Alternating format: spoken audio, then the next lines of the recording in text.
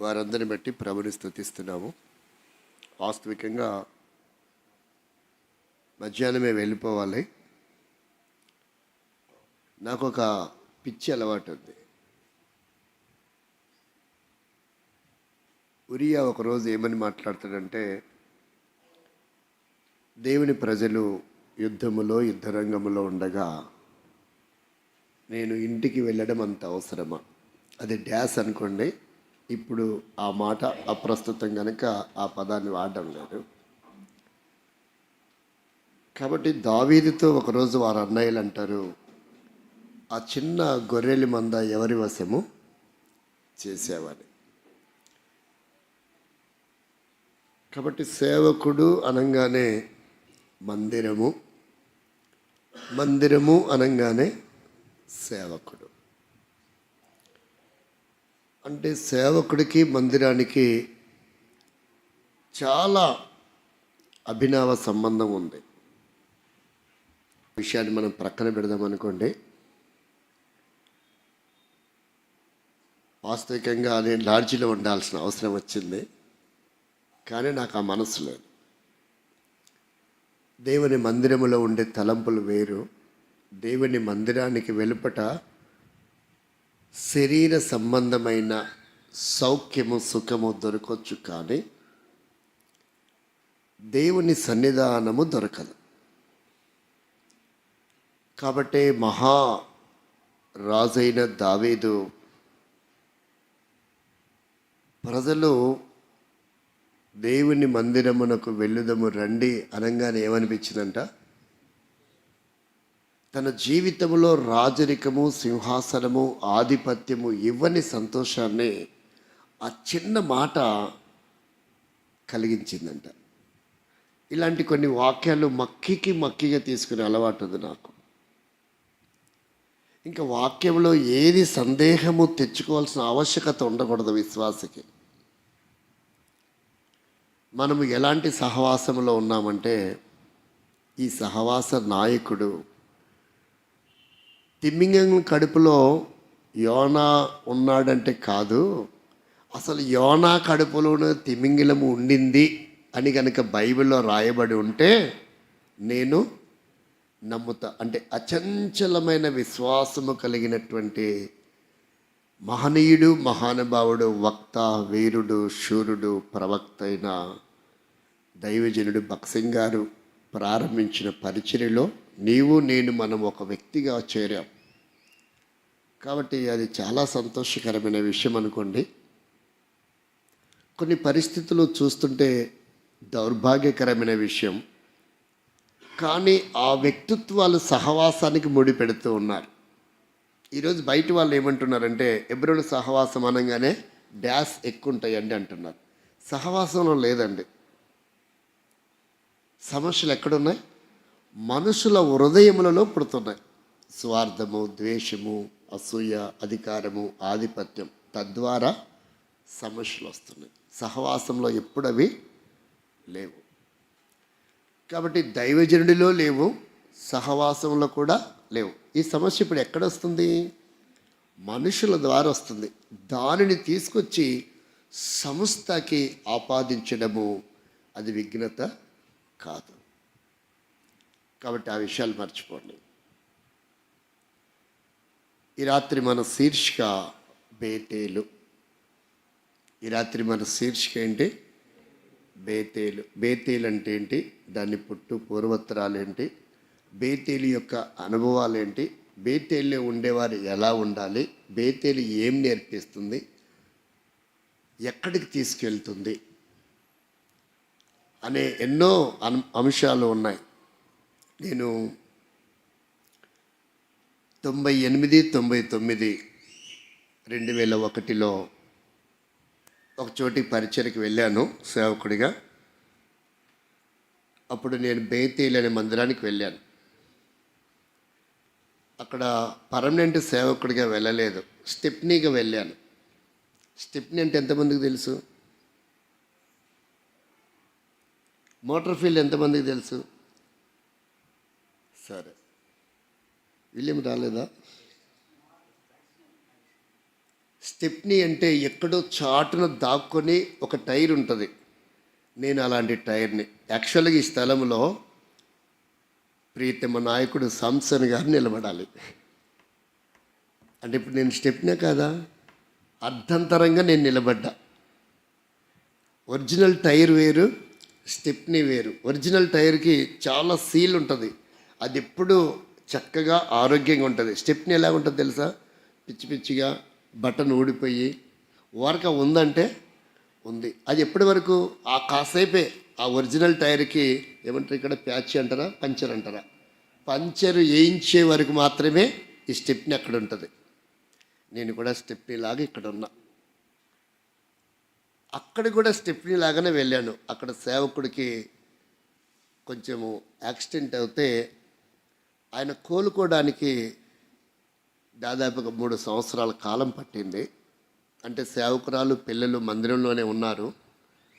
ఆయన వయసు పెద్దోడు కనుక షుగరు బీపీ ఉన్నందువల్ల ఆ కాలు సెట్ అవ్వటానికి, ఇరిగిన కాలు 3 సంవత్సరాలు పట్టింది. ఆయన కాలు ఇరిగినప్పుడు పెద్ద సేవకుడు కాబట్టి చాలామంది హాస్పిటల్కి వెళ్తా ఉంటే వాడేం చేసింటే డాక్టర్ ఈ జనాల్ని చూసి ఇది బాగా కోటీశ్వరు లాగా ఉన్నాడు, అందరు తెల్ల బట్టలు వేసుకొని బ్యాగులు వేసుకొని వస్తున్నారని కాలు కట్టుకున్నది మళ్ళీ వాడు కదిలించారు. అలా 4 పర్యాయములు ఆ కాలుకి ఆపరేషన్ చేయాల్సి వచ్చింది. తద్వారా ఆయన 3 సంవత్సరాలు హాస్పిటల్ నుంచి ఉండాల్సి వచ్చింది. నేను 3 సంవత్సరాలు అక్కడ ఉండాల్సి వచ్చింది. ఆ 3 సంవత్సరాలు ఒక్క గృహకూడిక తప్ప ప్రతి మీటింగు బేతేలే. అది సువార్త కూడికైనా, ఆరాధనైనా, బల్ల వర్తమానమైనా, అక్కడ 3 వర్తమానాలు, ఆదివారం మెయిన్ వర్తమానమైన, సంఘ ప్రార్థన అయినా, బైబిల్ స్టడీ అయినా.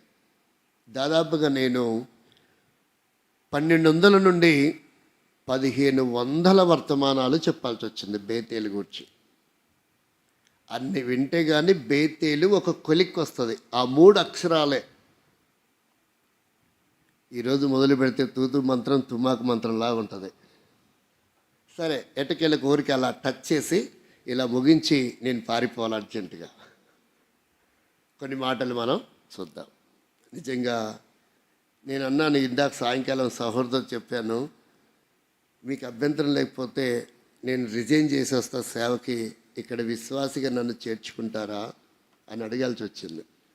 ఎందుకంటే మీ ప్రేమ, వరవడి, మీ అనురాగం, ఆప్యాయత నన్ను విశ్వాసిగా నన్ను ఇక్కడ ఉంటే అందరితో కలిసి ఉండొచ్చు అనిపిస్తుంది. ఉండనివ్వరు అనుకోండి, కాసేపు అంటే గెట్ లాస్ట్ అని తట్టున్నారు. దేవుని స్తోత్రం. ఒక ప్రశ్న వేసుకుందాం, తర్వాత మనం వాక్యం వైపు వెళ్దాం. అసలు బేతేలు అనే పదము బైబిల్లో మొట్టమొదట ఎక్కడ రాయబడింది?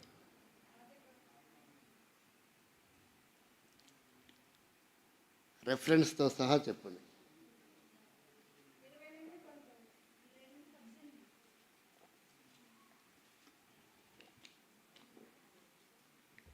క్వశ్చన్ వేస్తే క్వశ్చన్లా ఉండాలి కానీ పేపర్ లీక్ అయినట్టుగా క్వశ్చన్ పేపర్ ఉండకూడదు. బైబిల్ చూసి చెప్పండి అన్నానా? క్వశ్చన్ అంటే ఏంటిది? చూసి చెప్పేదా, చూడకుండా చెప్పేదా? ఇంత చిన్న లాజిక్ ఎలా మర్చిపోయారు? ఈ అబ్బాయి ఇక్కడ ఉంటానన్నాళ్ళే, అందుకనే కొంచెం చొరవ చేసుకొని బైబిల్ ఓపెన్ చేశామని అంటారా? చదువు వచ్చిన మీరు ఎంత అదృష్టవంతులో. చదువుకోవడానికి మా పేరెంట్స్ నాకు అవకాశం ఇచ్చారు, కానీ ఆ దినములలో దేవుడు ఎవరు అనే ప్రశ్న నన్ను వెంటాడి చదువు రాకుండా చేసింది. అప్పుడు పురోహితుల చుట్టూ, దేవాలయాల చుట్టూ, పుణ్యక్షేత్రాల చుట్టూ తిరిగి తిరిగి తిరిగి నిజమైన దేవుడు ఎవరో తెలుసుకోవడానికి అవకాశం వచ్చింది. బహుశా చదువుకుండింటే ఈరోజు ఇక్కడ ఉండేవాడిని కాను అని ఖచ్చితంగా చెప్పగలను.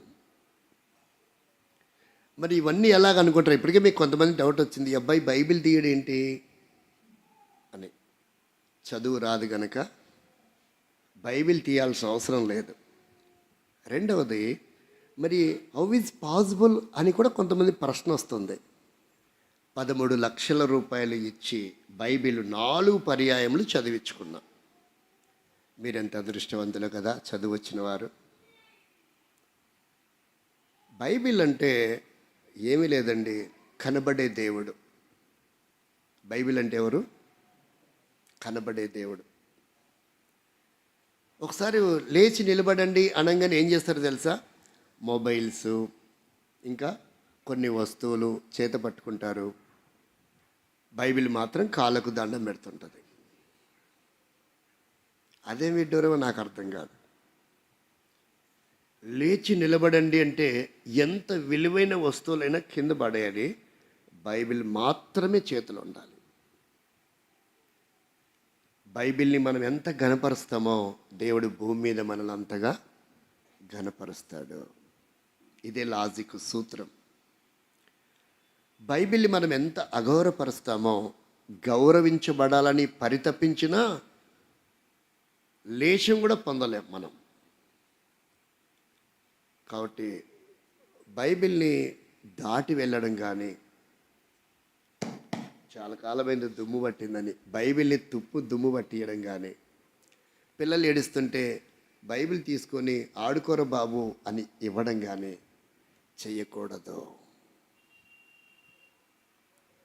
కాబట్టి బైబిల్ని మనం ఘనపరచడం లేదు. ఈరోజు నుంచైనా ఆలోచిద్దాం. బైబిల్ ఊరక మోసుకొని తిరగటానికే నాకు పని. నేనేమని ప్రార్థన చేస్తాను తెలుసా? బైబిల్ తెరిచి ఒక పేపర్ మీద చేయి పెట్టి, అంటే మొరటోని కనుక మొరటిగా ప్రార్థన చేసుకుంటా. ప్రభువా, ఇక్కడ ఏం వాక్యం ఉందో నాకు తెలియదు, ఇక్కడున్న వాక్యము ఇక్కడ చేర్చబడాలి, ఇక్కడికి రావాలి, అవసరమైనప్పుడు అది ఇక్కడి నుండి వెలపటికి రావాలి అని ప్రార్థన చేసుకుంటా. మీరు ఎలా చేస్తారో నాకు తెలియదు. కాబట్టి మీకు ఇంకా తెలియదేమో, నేను ఏ మాట మాట్లాడినా 2015కి పూర్వం రెఫరెన్సే. మనం లేచి వెళ్ళిదము అని ఎవరితోనే చెప్పాలనుకోండి, అప్పుడు కూడా రెఫరెన్సే. నాకు మంచినీళ్ళు ఇవ్వండి అని చెప్పాలనుకోండి, అప్పుడు ఒక రెఫరెన్సే. కాబట్టి బాబు రెఫరెన్సులతో చంపేశారా బాబు, ఏంటో చూసుకోనరా బాబు, ఆడేం చెప్పాడో అనేవాళ్ళు. యాక్సిడెంట్ అయిన తర్వాత చాలా మర్చిపోయాను. అయితే దేవుని స్తోత్రం, దేవుడు కొంత మరలా తిరిగి జ్ఞాపశక్తినిచ్చినందువల్ల ఆయన పనిలో నిలబడడానికి అవకాశం వస్తుంది. తప్పు చదివినా ఒప్పుకొని సుమా, చదువు రాదులే ఎలాగైనా చదవచ్చు అనుకోబోకండి. కాబట్టి స్పష్టంగా ఉండాలా, బిగ్గరగా ఉండాలా, చదివిన వెంటనే ఎదుటివారి మైండ్లో ఫీడ్ అయిపోవాలా, అట్లా చదవాలి. నేను సండే స్కూల్ విద్యార్థిగా ఉన్న దినాల్లో కంఠత వాక్యం ఎలా నేర్చుకునేవాడిని తెలుసా? టీచర్ పాఠం చెప్పేటప్పుడు మొదటి లైన్లో మొదట కూర్చునేవాడిని, కంఠత వాక్యం అప్పగించేటప్పుడు చివరి లైన్లో చివర నిలబడేవాడిని. ఎందుకో తెలుసా? అది ఒక లాజిక్ నా దృష్టిలో. వారు చెప్తూ కంఠత వాక్యం చెప్తూ ఉంటే దాన్ని నేను బైహాడ్ చేసేవాడిని. ఆ టైం లోపల 6-8 మంది చెప్పే లోపల ఆ వాక్యం నా నోటెడ్ అయిపోయేది నోటికి. నేను చక్కగా చెప్పేవాడిని. ఒకరోజు టీచర్ అడిగింది నన్ను, ఏంట్రా నువ్వు పాఠం చెప్పేటప్పుడు ముందు కూర్చుంటావు, కంఠత వాక్యం చెప్పేటప్పుడు వెనక నిలబడతావేంటి చివరిలో అంటే, అప్పుడు చెప్పాను మేడం టీచర్ గారికి, ఆంటీకి చెప్తే, ఓహో ఇది చాలా మర్మమేరా, అది ఎలా సాధ్యమవుతుందంటే, నన్ను అడగకూడదు అంటే మీరు దేవుడిని అడగాల, అది ఆయనకు తెలిసిన విషయం. షార్ట్ లైట్ ఏమైనా పెట్టుకున్నావారంటే అది కూడా దేవుడే పెట్టాడేమో నాకు తెలియదు. కాబట్టి ఆదికాండం 28వ అధ్యాయం 19వ వచనం అనుకున్న వారందరూ తప్పులో కాలు వేశారు. చాలా సంవత్సరాలు అదే బోధించారు, చాలా సంవత్సరాలు మనం కూడా బోధించాం, చాలా సంవత్సరాలు విన్నాం. కానీ ఆదికాండం 12వ అధ్యాయం 8వ వచనములో మొట్టమొదట మనకు బేతేలు అనే పదం కనపడుతుంది. ఒకసారి చదివి సహాయపడండి. అక్కడ నుండి అతడు బయలుదేరి బేతేలుకు తూర్పున ఉన్న కొండకు చేరి పడమటనున్న బేతేలునకు తూర్పునున్న హాయికిని. కాబట్టి మొట్టమొదట సత్యవేద గ్రంథం బైబిల్లో బేతేలు అనే ఈ పదము ఆదికాండం 12 అధ్యాయం 8వ వచనంలో కనబడుతుంది. ఇంకెనీ డౌట్? నోబడి.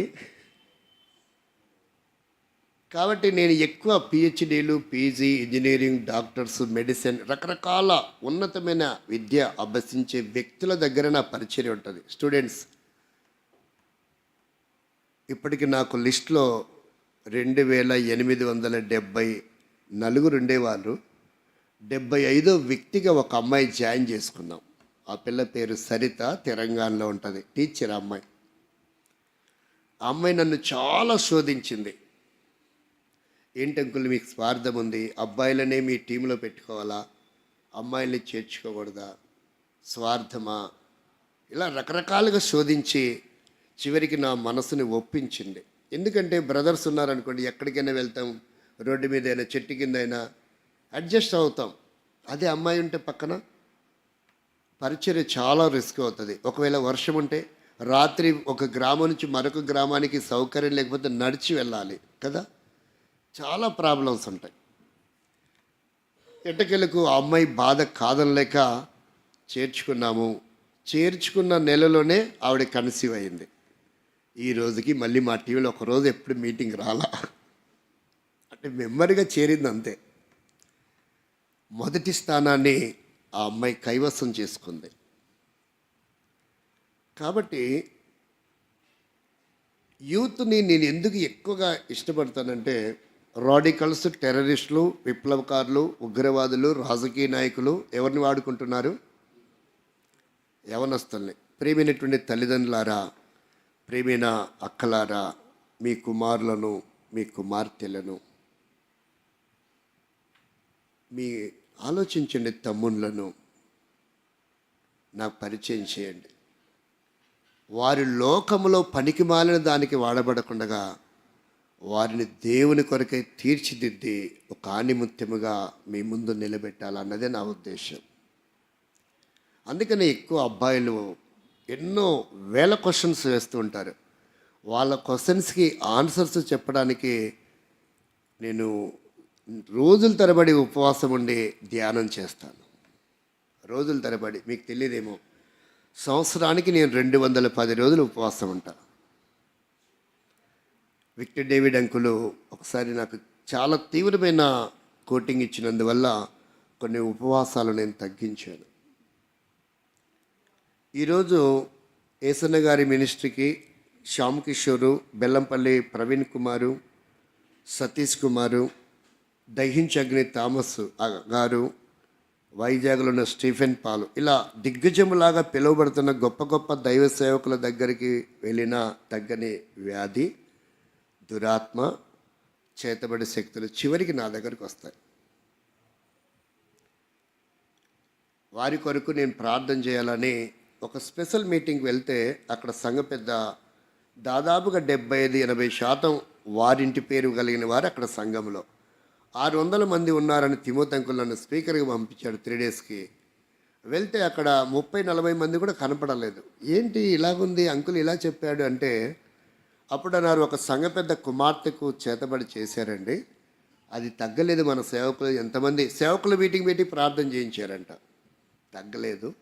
అందుకనే ఏసన్న గారి మినిస్ట్రీకి వెళ్ళిపోయారండి. మరి వారొక్కరు వెళ్తే కంటే వాళ్ళ బంధువులందరూ వెళ్ళిపోయారు. సరే, మొదటి రోజు మీటింగ్ అయిపోయింది. రెండో రోజు మీటింగ్కి విజిటింగ్, సరే ఒకసారి ఆ ఇంటికి నన్ను తీసుకెళ్ళండి అని ఆ సేవకుని అడిగాను. వద్దు బెదర్, పెద్ద తలకాయ నొప్పి, సమస్యలు వస్తాయి, నా సీట్ పోతుంది ఇక్కడ, నన్ను ట్రాన్స్ఫర్ చేస్తారు, వద్దులేండి అన్నారు. అప్పుడు బ్రదర్స్తో మాట్లాడి నేను ఒప్పించి ప్రార్థన చేశాను. దేవుడు సహాయం చేస్తాడు. ఆ కుటుంబాన్ని వెలివేసే మొదలు మేమన్నారు. లేదు లేదు, ఒక్కసారి మనం వెళ్ళి మాట్లాడదాము, దేవుడు అద్భుతం చేస్తాడు అన్నాం. సరే బ్రదర్స్ రామన్నారు. మీరు రాకపోతే నేను వెళ్ళనండి అన్న. సేవకుడు రాలేదు. అప్పుడు నేను చెప్పాను, సేవకుడికి ఇక్కడ ప్రామాణికం కాదండి, బ్రదర్స్ సంఘానికి ప్రామాణికం. కాబట్టి మీరు తప్పకుండా రండి అంటే వాళ్ళు వచ్చారు. కాదనలేక మాట్లాడాము. 10 నిమిషాలు మాట్లాడాం. వెళ్ళిపోయిందా నేను అడిగాను. బాగుపడిందా మీ కుమార్తె అంటే అవలేదండి అన్నారు. ఆమె అన్ని విషయాలు చెప్పను. 30 సంవత్సరాలు తండ్రి కూతుర్ని చూడలేదు. వాళ్ళ ఇంట్లో పాతవి 2 స్తంభాలు ఉన్నాయి, చెక్కవి. గొలుసులేసి ఆ అమ్మాయిని వస్త్రహీనురాలుగా కట్టేసి ఉంటారు. ఆ తల్లే ఆమెకు స్నానం చేయించడం, అక్కడే భోజనం తినిపించడం తప్ప వేరే పనే లేదు.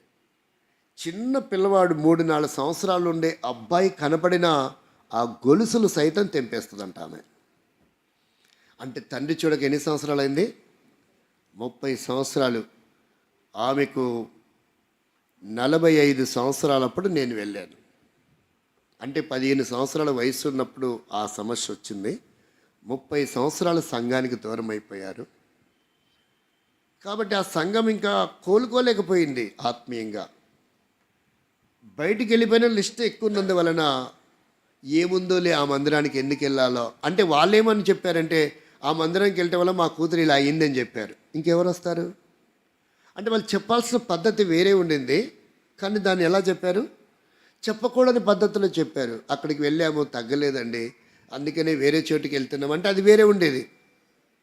అక్కడికి వెళ్ళినాము, మా పిల్ల ఇలాగ అయిపోయింది అనే వరకే. ఇంకందరికి ఎలా ఉంటుంది? అక్కడికి వెళ్ళి పాడవటం ఎందుకులేండి అన్నట్టుగా ఏర్పడింది పరిస్థితి. కాబట్టి మీకు అభ్యంతరం లేకపోతే సంఘానికి మీరు దూరం అవ్వకండి. వాళ్ళు ఏం చెప్పారంటే, భక్సింగ్ గారి సహవాసంలో ఆత్మ లేదు, పరిశుద్ధ ఆత్మ. దురాత్మల్ని వెళ్ళగొట్టలేరు, చేదబడి శక్తుల మీద అధికారం లేదు, స్వస్థతలు లేవు. అసలు భక్సింగ్ గారికి స్వస్థత వరం ఉంది. కాకపోతే ప్రత్యేకంగా ప్రార్థన చేయరు. కానీ బల్ల దగ్గర ప్రార్థన ఏ విషయాలు ఉంటాయి? దాదాపుగా అన్నీ అవే విషయాలే. కాబట్టి ఇక్కడ పరిస్థితి ఏంటంటే, సరే ఆ బ్రదర్స్తో మాట్లాడి, సరే ఇప్పుడు మీ అమ్మాయికి బాగా అవుతుంది, మరి ఏంటి పరిస్థితి అంటే, ఇంకేముంది బ్రదర్, మళ్ళీ అటే పోతాం ప్రార్థనకి, అక్కడ నేను సంఘ పెద్దని. మరి ఇక్కడ ఏంటిది? అక్కడేమో 800 మందికి సంఘ పెద్ద అంట, ఇక్కడ ఉన్నప్పుడు 600 మంది. వీళ్ళు వెళ్ళకపోయింటే వీళ్ళు కూడా ఎంతమంది అయ్యిండే వాళ్ళు? 30 ఏళ్ళలో 200 మంది పెరగరా? కాబట్టి పరిస్థితుల్లో చక్కగా ఆలోచించండి బ్రదర్ అని చెప్పి మాట్లాడాము. సరే, ఇంతవరకు ఎవరు రాలేదండి, మమ్మల్ని ఎవరు పట్టించుకోలేదు, ఏ కార్యక్రమాలు కూడా మమ్మల్ని ఎవరు పిలవట్లేదు. సరే మీరు వచ్చారు, దైవం సేవకులు, మేము కాదనం. సరే వచ్చారుగా, ప్రార్థన చేసి వెళ్ళండి అన్నారు. ప్రార్థన చేశాం. ఒక 8 మంది సహోదరులని లోపలికి తీసుకెళ్ళి ఆమె చుట్టూ దుప్పట్లతో కప్పి దుప్పటి వెలపట మేముండి కొన్ని మాటలు చెప్పి ప్రార్థన చేసి అప్పుడు ఆమెకు నూనె రాసాం. ఆమె పడిపోయింది. అరగంట తర్వాత లేచింది. లేచిన తర్వాత మీ అమ్మాయి పలాని చీర కావాలని అడుగుతుంది, చికాకు ఉందమ్మా స్నానం చేస్తానని అడుగుతుంది, కాస్త ఆకలిగా ఉంది ఏదైనా జ్యూస్ ఇవ్వే అని అడుగుతుంది. అన్నీ చెప్పాను ముందే. పలాని జ్యూస్ చేసి పెట్టండి, పలాని చీర ఆమెకు తీసి పెట్టండి, వేడి నీళ్ళు బాత్రూంలో రెడీగా పెట్టండి. ఇవన్నీ జరుగుతాయంటే ఆయనకి వీడికి పిచ్చి పెట్టినట్టుంది. ఏంది, ఎన్ని సంవత్సరాలు ఇక్కడ పేషెంట్ ఏమే? 30 సంవత్సరాలు. ఆయన అంటుండే పండిపోయింది, రంగేసుకున్నారు బాబా ఎబ్రోను సహవాసంలో చూసి అంటుండు. కానీ జాషువా అనేవాడు ఒకడు ఉంటాడని ఆయనకు తెలియదు. ఆమె లేచి వెంటనే, అమ్మ చికాకు అవుతుంది, నేను స్నానం చేస్తాను, నీళ్ళు ఉన్నాయా బాత్రూంలో అంది. రెడీగా ఉన్నాయండి. అవునా, సరే స్నానం చేసింది. ఫలానా డ్రెస్సు చీర తీసుకురామా, నేను స్నానం చేసిన తర్వాత అంటే ఆల్రెడీ ఇవి కూడా రెడీగా ఉన్నాయి. కొంచెం ఆకలి అనిపిస్తుందమ్మా, జ్యూస్ ఏదన్నా ఉంటే ఇస్తావా అంటే, ఏం జ్యూస్ కావాలంటే అంటే ఫలానా జ్యూసే కావాలి, అది కూడా రెడీగా ఉంది. ఇప్పుడు చెప్పండి, ఆ రాత్రి మీటింగ్, ఆ మెరకల్ చూడడానికి వాళ్ళ బంధువులందరూ వచ్చారు. ఎవడో వచ్చాడంటే ఎబ్రోను సహవాస సేవకుడు మీటింగ్ అంట, అన్నోళ్ళ ఇంటికి వచ్చాడంట, బంధువుల ఇంటికి, మామయ్య ఇంటికి, బాబాయ్ ఇంటికి, చిన్నాన్నింటికి, తాత ఇంటికి, రకరకాలుగా అందరి వ్యక్తులు విచిత్రంగా చూస్తూ ఉన్నారు. అక్కడ ఏం జరిగిందో అని చాలామంది వీధుల వారందరికీ మనకున్న అలవాటు ఏంటంటే, 2-3 రోడ్డు మీద నిలబడితే అదొక పెద్ద విచిత్రం. బండ్లు, బైకులు, కార్లు ఆపి కూడా వస్తారు వాటికి. అంటే మన కల్చర్ అలాంటిది. ఈ దేశ సాంప్రదాయము అంత వెర్రి వెంగళ పొలం లాంటి వ్యక్తులం. నేను కనుక రోడ్డు మీద నిలబడి ఇలా ఆకాశం వైపు చూశాననుకో, ఏమి ఉండదు అక్కడ.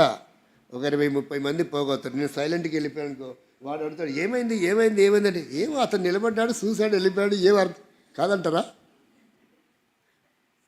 చెప్పనంటండి. అవునా కాదా? యాక్సిడెంట్ అయింటుంది, అంబులెన్స్ తీసుకొని వెళ్ళిపోయింటుంది, కానీ 30-40 బైకులు ట్రాఫిక్ జామ్ చేసి ఉంటుంది. ఇక్కడ ఎవరుండరు అక్కడ. ఏమైంది ఏమైందంటే, యాక్సిడెంట్ అయిందంటే అంబులెన్స్ తీసుకెళ్ళారా అంటే అంటే త్వరగా నమ్మే అలవాటు ఉంది మనకి. అది ఇక్కడ ముఖ్యమైన విషయం. దాన్ని తప్పుగా మనం తీసుకోకూడదు. కానీ అంటే సమగ్రవంతంగా మనం దాన్ని పరిష్కరించుకోలేం. త్వరగా నమ్ముతాం కాబట్టి త్వరగా ఏమవుతున్నాం, మోసపోతున్నాం.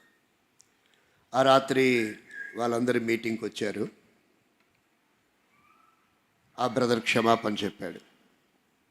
సంఘంలో మిగతా 4 బ్రదర్స్ చీర తీసుకొని ఆలింగనం చేసి విందు ఏర్పాటు చేశారు. ఆ రోజు రాత్రి భోజనం లేదు, కానీ ఆ ఫ్యామిలీతో మందిరం అంతా నిండిపోయే వరకే ప్రేమ విందు ఏర్పాటు చేశారు. ఖర్చు పెట్టింది మందిరమే, కానీ భోజనం చేసిన తర్వాత ఆ బ్రదరు దానికి 8 రెట్లు 10,000 ఖర్చు అయితే 80,000 రూపాయలు ఇచ్చి, అన్న నన్ను క్షమించండి, దేవుణ్ణి, సంఘాన్ని, సహవాసాన్ని నేను అవమానము పరిచయం. సమకూర్పు జరిగింది అద్భుతంగా. కాబట్టి మనం గమనించవలసిన విషయం ఏంటంటే, ఆ వ్యక్తిని ప్రభు వైపు ఆ బంధకం నుంచి విడిపించడానికి ఆ రోజు నుంచి నేను 10 సంవత్సరాలు ఉపవాసం ఉండి ప్రార్థన చేశాను. 10 సంవత్సరాలు ఎవరికి కనపడలేదు. అంటే ఆ శక్తి నాకు కావాలి. ఎలాంటి చేతబడి శక్తి మీదైనా, ఎలాంటి దురాత్మ మీదైనా. ఇప్పటికీ బాంబేలో వెళ్ళి ఒక అక్కకు ప్రార్థన చేసి వచ్చాం. కరోనా టైంలో బైక్ మీద వెళ్ళాను బాంబేకి. 20 సార్లు వెళ్ళాను బైక్ మీద బాంబే. బెంగళూరుకి 10 సార్లు వచ్చాను బైక్ మీద. కేరళకు 5 సార్లు బైక్ మీదనే వెళ్ళాను 2020-21 కాలంలో. నాకు బైక్ ప్రయాణం అంటే మహాపిచ్చ. ట్రైన్ అసలే ఇష్టం ఉండదు నాకు. ఎంత విచిత్రమైనో మీకు అర్థమైంటుంది. అసలు మనిషి కాదు, రాక్షసి కూడా అనిపించింటుంది కొంతమందికి. బైక్ అనుకోండి, ఏ డిస్టర్బెన్స్ లేదు, ఏ భయం లేదు, చక్కగా ప్రకృతి గాలి ఆస్వాదిస్తూ ఆనందంగా వెళ్ళొచ్చు. ఇంట్లో ఫ్యాన్ వేసుకుంటాం, కూలర్ వేసుకుంటాం, ఏసీ వేసుకుంటాం, కానీ బస్సులో పైన ప్రయాణం చేసేటప్పుడు మిర్రర్ కూడా మూసేస్తారు. చలి వేస్తుందండి, గాలి వేస్తుందండి, కాలుష్యాన్ని ఆస్వాదిస్తారు, కానీ ప్రకృతి ఇచ్చే ఆహ్లాదకరమైన గాలి మాత్రం అదే మన దగ్గర ఉన్న బలహీనత. కాబట్టి మనం చాలా నేర్చుకోవాల్సిన విషయాలు ఉన్నాయి. మన ఆరోగ్యం మనం పాడు చేసుకుంటున్నాం, అక్కడనే ఉంది మర్మం. కాబట్టి అందుకే బైక్ ప్రయాణం అంటే శాంసన్ గారు మాట్లాడే 20-30 కిలోమీటర్లు ఓవర్. ఏంది నువ్వు మనిషివేనా? నాకు మహానందం బైక్ ప్రయాణం అంటే. ఒక బ్రదర్ బైక్ కొన్నాడు, ఆయన ఆర్టీసీ కండక్టర్. ఇంకా కరోనా టైంలో లాక్డౌన్లో ఏం లేదు, బస్ సౌకర్యం లేదు. కాబట్టి పోయిన నెల అక్టోబర్ వరకు 55,300 కిలోమీటర్లు తిరిగాను బైక్లో. 2020 మార్చి 25వ తారీఖు కొత్త బైక్ కొని ఒక 4-5 కిలోమీటర్లు తిరిగాడు ఆయన. లాక్డౌన్ ముందు కొన్నాడు, లాక్డౌన్ అయింది అంతే. మీరన్నా పరిచయలో వాడుకోండి బదర్ అంటే ఎన్ని వేల కిలోమీటర్లు. ఒక రకంగా చెప్తే ఆ బైక్కి లైఫ్ కిలోమీటర్ల ద్వారా అయిపోయింది, కానీ వయసు మాత్రం రాలేదు. కానీ దానికి లైఫ్ 15 సంవత్సరాలు ఉంది. కిలోమీటర్ల ప్రకారంగా చూస్తే ఆటోమేటిక్గా దానికి లైఫ్ అయిపోయినట్టే. అంటే ఎన్ని వేల రూపాయల పెట్రోల్ అయింటుందో మీరు ఊహించండి. మీకు తెలియదేమో, బైక్ ఎక్కితే 90-100లోనే పోవాలి, తక్కువ పోతే ఒప్పుకోను. అంటే నాకు షెడ్యూల్ అలా ఉంటుంది, అంత బిజీ ఉంటుంది. నేను సేవకుడు అనుకోను, మంత్రసాని అనుకుంటా. ఆ మంత్రసానికి ఎప్పుడు పడితే అప్పుడు కబురు వస్తే రేపు తెల్లారి వస్తే పోంటుందా అనదు. విత్ ఇన్ సెకండ్లో లేచి వెళ్ళిపోవాల్సిందే. నేను ఎప్పుడు సేవకుడు అనుకోను, నాది మంత్రసాని ఉద్యోగము అనుకుంటా. ఇప్పుడు మూడు మొబైల్కే పరిమితైన. లాక్డౌన్ ముందు 5 మొబైళ్ళు, 10 సిమ్ములు ఉండేటివి. ఎప్పుడు ఏ ఫోన్ కాల్ ఎలా వస్తుందో తెలీదు. అయితే ఇప్పుడు వాడకపోయినా బిల్లు కట్టాల్సి వస్తుంది కనుక సిమ్ముకి కాపాడుకోవడానికి ఒక 2 ఫోన్లు పక్కన పెట్టేసి 4 సిమ్ములు తీసేసాం. కాబట్టి 24/7 సదా మీ సేవలో అన్నట్టుకుంటా. ఇది నా సేవా విధానం. ఇప్పుడు నేను 28వ సంవత్సరం సేవలో ఉండబట్టి ఇంకెన్నేళ్ళు ఉంటానో కూడా తెలియదు. 2015లో ఒక సేవకుని తండ్రి మరణిస్తే ఆ కుటుంబాన్ని పరామర్శించడానికి వెళ్తూ ఉంటే నాకు ఒక కాల్ వచ్చింది. నేను బండి ఆపుకొని జోబులో నుంచి ఫోన్ తీద్దాం అనుకుంటున్నా. ఒక కుర్రవాడు ఎందుకు వేగంగా వచ్చాడో వచ్చేసి నా బైక్ తగిలాడు.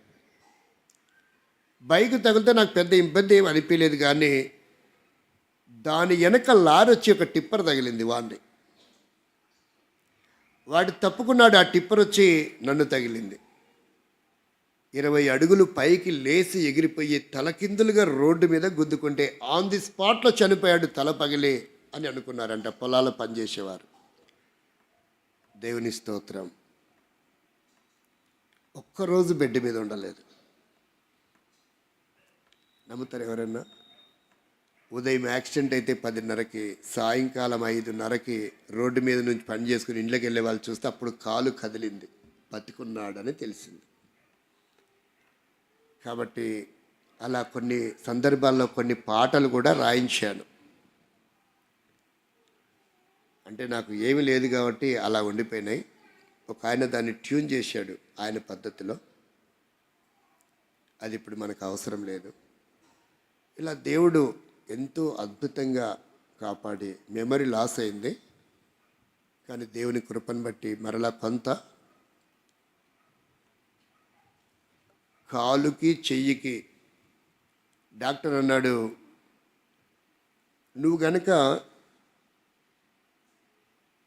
4 పాదములాగుండే స్టిక్ పట్టుకుంటే 3 ఏళ్ళకి నడుస్తావు, ఒక స్టిక్ పట్టుకుంటే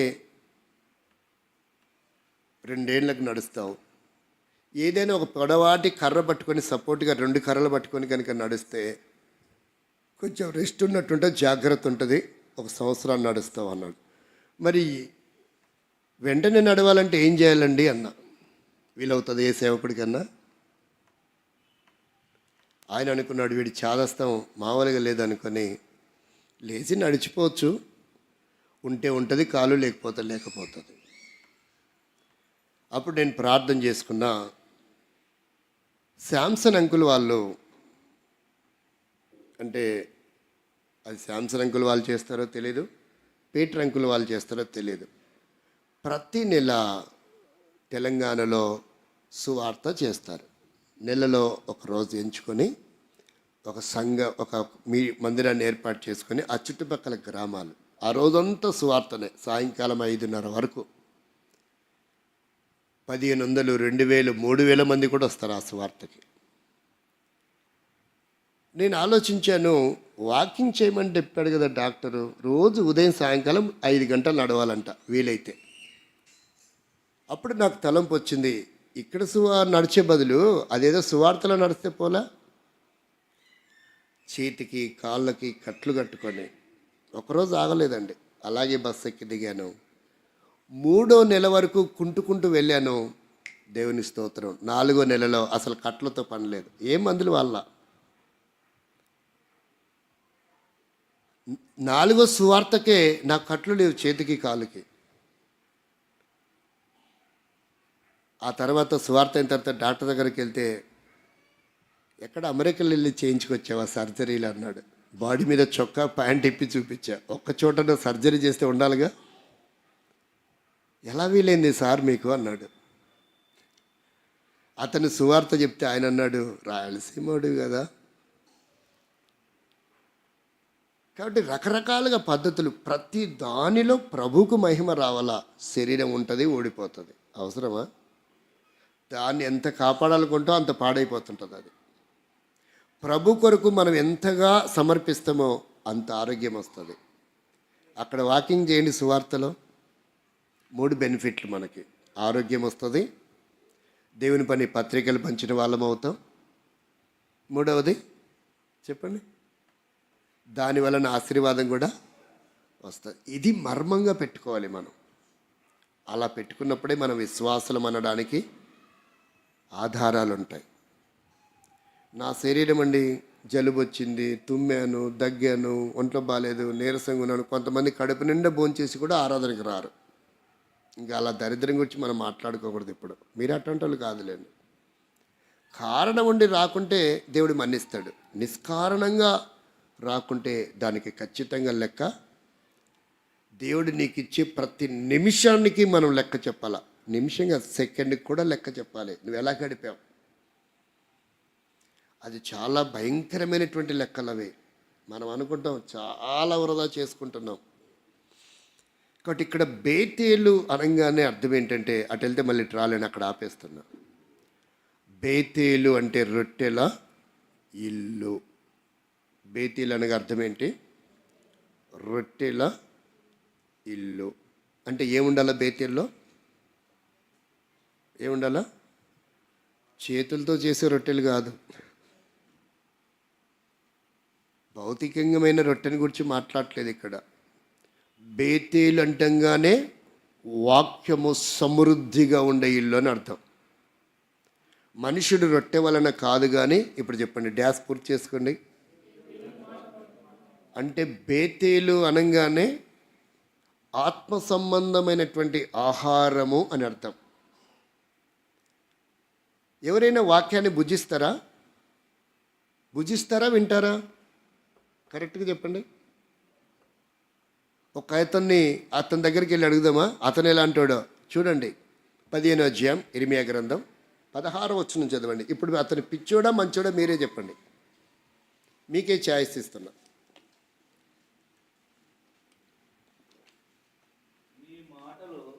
నీ మాటలు నాకు దొరకగా.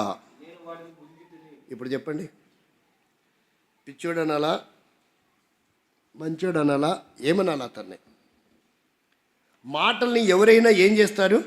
వినాలి. కానీ ఇతను అంటున్నాడు, నేను భుజించి తినే. అందుకే మనం ఆత్మీయంగా చల్లారిపోతున్నాం. శరీరానికి 3 పర్యాయములు లేక టిఫిన్తో అల్పాహారంతో కలిపితే 4 పర్యాయములు ఒక రోజుకి మనం ఆహారాన్ని తీసుకుంటున్నాం. అయినా అది నీరసం వస్తుంది దానికి. మరి ఆత్మకు ఒక్కసారి చెప్పండి, ఆత్మ పుష్టిగా బలంగా ఉండాలి అంటే మరి మనం ఎంత వాక్యాన్ని వింటే మనం అంత పుష్టిగా ఉంటామో. అందుకే ఈయన అంటున్నాడు, నేను భుజించి తిని అంటున్నాడు. కాబట్టి వాక్యము చాలా లోతుగా ఆలోచించాలి. అక్షరాలు చదివి పేపరు తిప్పి వేయకూడదు. కాలక్షేపం కోసమో, చదివానా లేదా అనిపించుకోవడం కోసమో చదవకూడదు. యూట్యూబ్లో చాలామంది అడిగారు, మీ యూట్యూబ్ ఛానల్ పేరు చెప్పొచ్చు కదా అని. అప్పుడు వీలు అవ్వలేదు. యూట్యూబ్లో ఒక వ్యక్తి బైబిల్ ఎలా చదివాడో తెలుసా? నాలుకతో చదివాడు. 4 పర్యాయములు. ఆదికాండం 1వ అధ్యాయం 1వ వచనం నుండి చివరి అధ్యాయము చివరి వచనం, ప్రకటన గ్రంథం చివరి అధ్యాయము చివరి వచనం వరకు ఎలా చదివాడు? స్పర్శ. ఒక యాక్సిడెంట్లో ఆయన కంటి చూపు పోయింది. కాబట్టి ఇప్పుడు అతనికి బైబిల్ చదవాలన్న తృష్ణ మిగిలిపోయింది. చేతులు కూడా లేవు అతనికి. అప్పుడు బైబిల్ని కాలుతో స్పర్శించటం ఇష్టం లేక ఎలా స్పర్శించాడు? ఆ బ్లైండ్ స్టడీలో ఆ ఐరన్ ముక్కలు ఉంటాయి. ఐరన్ ముక్కల్ని వాళ్ళు వ్రేళ్ళ ద్వారా స్పర్శించి, అది బ్లైండ్ విద్య అభ్యాసం చేస్తారు. కనుక ఇతను ఎలా అలవాటు చేస్తున్నట్టే నాలుకతో స్పర్శించి అలవాటు చేసుకుంటే ఆ నాలుక తెగి రక్తం గారి ఆహారం లేకుండా గడిపిన దినాలు ఉన్నాయి. నేను అనుకున్నాను, ప్రభువా ఏదో కాస్త డబ్బిచ్చావు, చదివించుకున్నాను, కానీ ఆ మహనీయుడితో పోల్చుకుంటే ఆయన ఎడమ కాలుకి అంటిన దుమ్ముతో కూడా నా విశ్వాస జీవితం లేదు అని నాకు అనిపించింది. మీరు యూట్యూబ్ ఛానల్లో సెర్చ్ చేస్తే బ్రదర్ జాషువా ఆర్ఎం అని, నాలుకతో బైబిల్ 4 సార్లు ఎలా చదివాడు, అతని పేరేంటి, ఏ ప్రాంతానికి చెందినవాడు, ఎంతకాలం పట్టింది, అది ఎలా సాధించాడు అనేది మనకు అర్థమవుతుంది. దేవుడు కళ్ళు ఇచ్చాడు, చేతులు ఇచ్చాడు, కాళ్ళు ఇచ్చాడు, మంచి స్వరం ఇచ్చాడు, చదివిచ్చాడు, కానీ ఏం చేయడం లేదు మనం. కొంతమంది లేండి, అందరూ అనడం ఎవరో ఒకరు ఆ లిస్టులో నువ్వు ఉండకూడదు అనేది ఈ మాటలు చెప్పేది. కాబట్టి ఈరోజు బేతేలులో ఒక చిన్న భాగాన్ని మనం ధ్యానం చేస్తాం. బేతేలు అనగానే మనకి ఎవరు గుర్తు రావాలి? యాకోబు గుర్తు రావాలి. యాకోబు అనగానే ఎవరు గుర్తు రావాలి? బేతేలు గుర్తు రావాలి. అంటే ఆ పేరు ఎవరు పెట్టారు? దానికి యాకోబు పెట్టాడు. దానికి పూర్వం పేరు బేతేలు అని పెట్టక పూర్వము లూజా, బూజా, గాజా, లూజ్ అని అంత లూజుగా ఉండేది, ఇప్పుడు టైట్ అయింది. ఎట్లుండేది అంతకుముందు? లూజ్ ఉండేది, దాన్ని యాకోబు ఏం చేశాడు? టైట్ చేశాడు. బేతేల్ అంటే మరొకటి పుణ్యక్షేత్రం. బేతేల్ అంటే ఏంటిది? పుణ్యక్షేత్రం. నా సమయం అయిపోతుందేమో చూడండి. బేతేల్ అంటే ఏంటిది? పుణ్యక్షేత్రం. ఎవరికి? ఉమ్మడి ఇశ్రాయేలీల రాజ్యానికి కాదు. 10 గోత్రముల వారు విడిపోయిన తర్వాత ఉత్తర భూభాగము, ఉత్తర పాలస్తీనాలో ఉండేదే బేతేలు. బేతేలుకి పుణ్యక్షేత్రమైంది ఇశ్రాయేలీలకి. యూదులకి పుణ్యక్షేత్రం యెరూషలేము. యూదులకు ముఖ్య పట్టణం యెరూషలేము, ఇశ్రాయేలీలకు ముఖ్య పట్టణం షోమ్రోను. అక్కడ ప్రవక్త ఉన్నాడు. ముఖ్య పట్టణం అంటే రాజధాని లాంటిది మేబీ అనుకోండి మన భాషలో. ఇప్పుడు అంత లోతుగా వెళ్ళాలంటే అర్థమవుతుందా మనకు? చాలా సబ్జెక్టులు ఉన్నాయన్నమాట. కాబట్టి బేతేలు అనుభవంలో ఒక చిన్న పదాన్ని చూసి మనం ముగించుకుంటాం. ఏంటిది బేతేలు అంటే? ఇదే అనుభవము ఒకరోజు అబ్రామ్, ఏం పేరు ఆయన పేరు? అబ్రామ్ జీవితంలో ఏం జరిగిందో అది చదువుకొని ఇప్పుడు దాకా చెప్పింది ఉపోద్ఘాతం. ఒక్కోసారి ఉపోద్ఘాతమే గంటన్నర పడుతుంది నాకు. వర్తమానం ఏదో 10 నిమిషాలు, పావు గంటనో అట్లుంటుంది అన్నట్టు. కాబట్టి ఒక మొబైల్ని వాడాలి అంటే వారు ఏం చేస్తారు?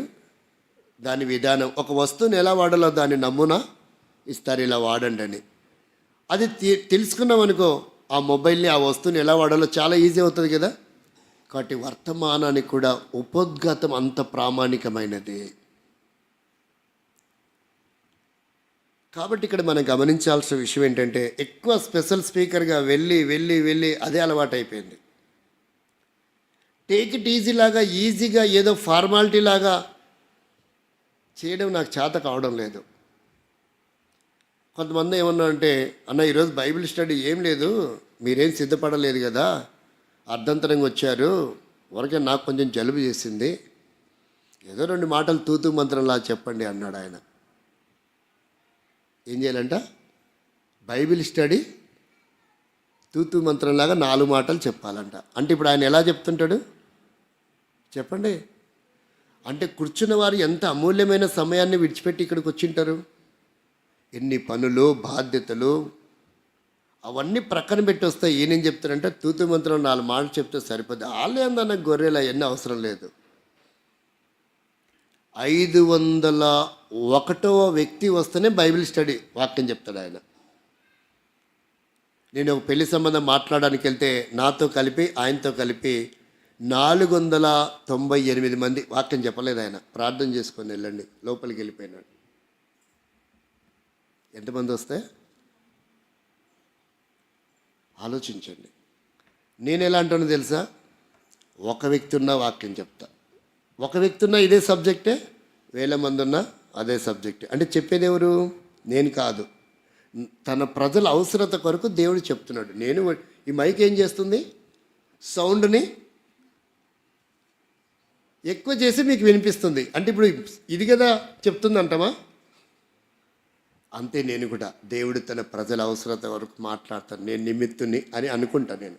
ఆయన ఏమనుకుంటాడు? నేను స్పీకర్ని అనుకుంటాడు. ప్రపంచంలో యేసుక్రీస్తు అంతటి స్పీకర్ ఎవరు లేరు. ఆయనే ఎండవేళలో మధ్యాహ్న వేళలో సమరయ స్త్రీకి ఒంటరిగా వాక్యం చెప్పాడు. ఇప్పుడు చెప్పండి, అంతటి విశిష్టమైనటువంటి స్పీకర్ ఎవడైనా ఉన్నాడా? మరి ఆయన ఒక్కడికే ఒక వ్యక్తికే చెప్పాడు. ఈరోజు బోధకులు ఎంతమంది వస్తారు బదర్?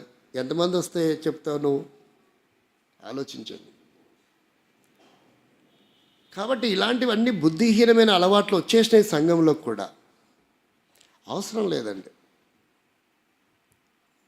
చక్కగా దేవుడి వాక్యాన్ని మనం పరిశీలన చేస్తే 13వ అధ్యాయం ఆదికాండం 1వ వచనం చదవండి.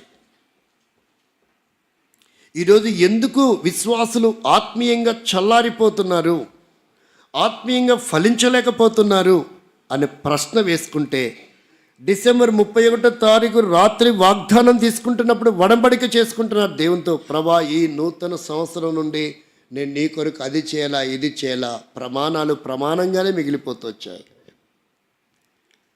ఏదైతే చేయాలని కూడా అది చేయలేకపోతూ వచ్చావు. అలా సంవత్సరాలు గడిచిపోతూ ఉన్నాయి.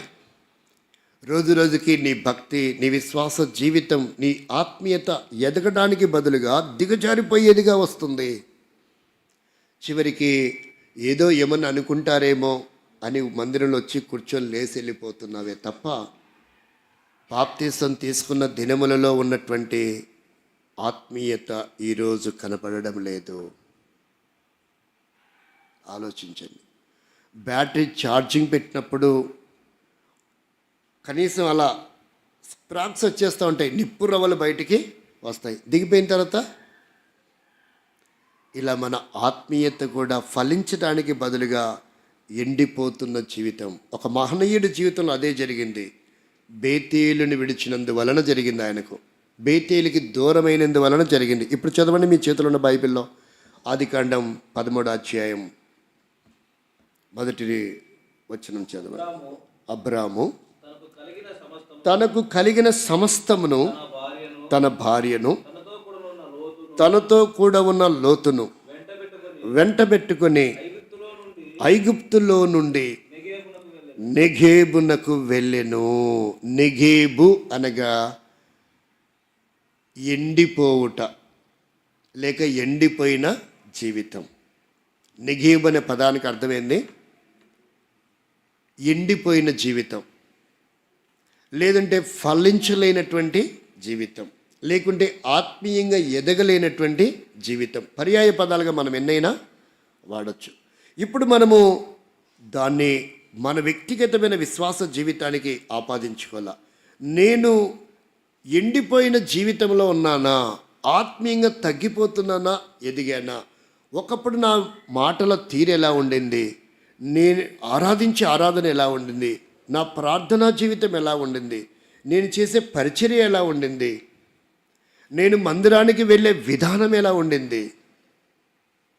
రోజు రోజుకి ఏమవుతూ వచ్చింది అంటే మనము ఎదగలేదు అంటే ఏమైనట్టు ఆధ్యాత్మికంగా ఫలించలేకపోతున్నాం అంటే ఎండిపోయినటువంటి జీవితం అని చూపిస్తుంది. నెగేబు అనగా ఎండిపోయిన జీవితం. అందుకనే అతను గ్రహించాడంట.